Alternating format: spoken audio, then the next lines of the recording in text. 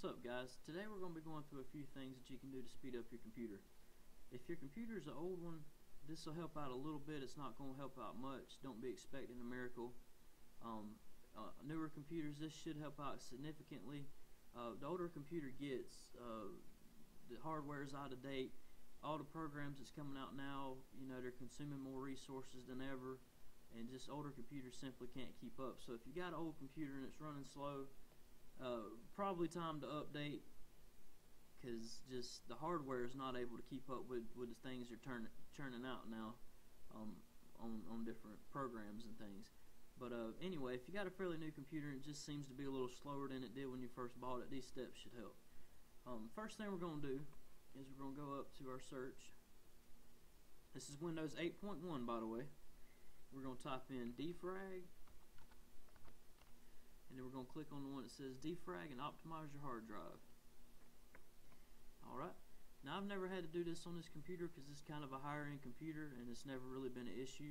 But what happens is when you're putting files on and deleting files, the files get spread apart across the hard drive, and that extra time, if it's having to jump gaps back and forth on the hard drive looking for files, that extra time actually slows the computer down, with what it's looking for. So what this does is it defrags, it takes those little pieces out from in between and puts all the files closer together, and in turn makes the hard drive work a lot faster because it's not having to look so hard for the files. So you can just hit analyze, and it'll go and it'll do some analyzing, and it'll tell you whether you need to defrag it or not. If it says defrag, go ahead and defrag it. Let it go through that process, and that'll clean up your hard drive.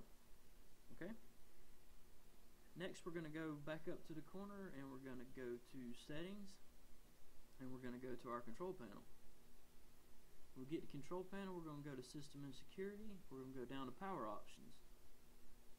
Now, a lot of times if people are on laptops, they have this balanced power plan selected.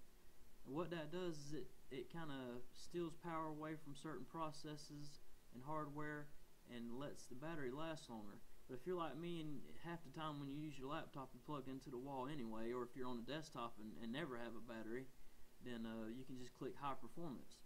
And this sends every bit of power that anything needs, it sends it right to it. Yeah, it uses more energy, but it's not going to use no more if it's a desktop because it doesn't have a battery. So it would really be robbing yourself if you didn't have high performance check.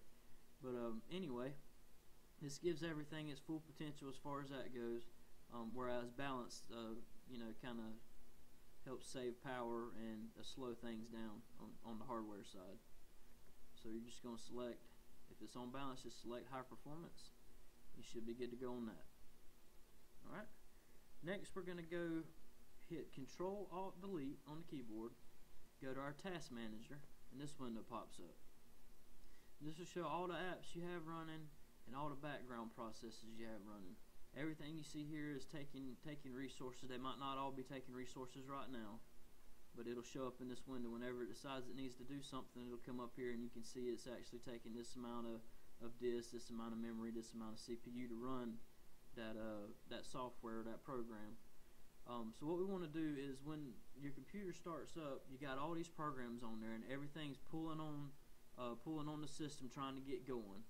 So we're going to go over here to startup. And I got several of these apps too, not as many as most people's got, but like Dropbox, iTunes Helper, Origin, all these things, you can see over here to the side where it says Startup Impact.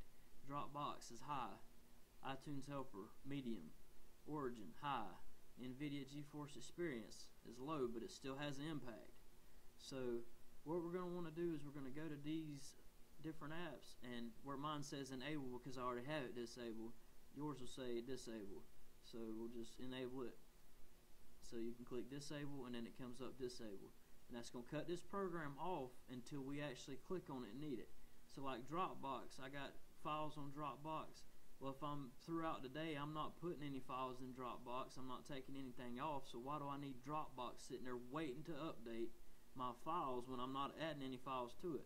If I want to pull something from Dropbox, I click on Dropbox, and it'll come, the program will start up, and it'll start downloading my files in a few minutes. I got everything I need anyway, so it's no big deal. iTunes, I don't use iTunes every day, so why would I run that every day?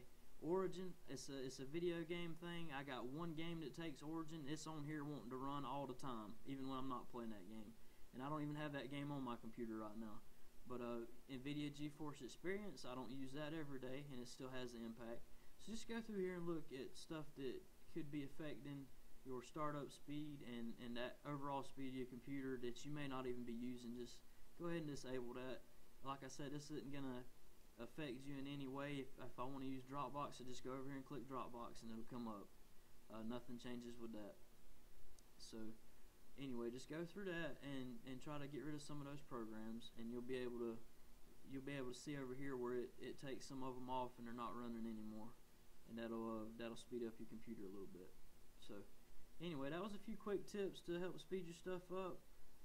Hopefully it helps some of you guys out. If you have any questions, just put a comment down below and we'll try to help you out. Other than that, thank you for watching.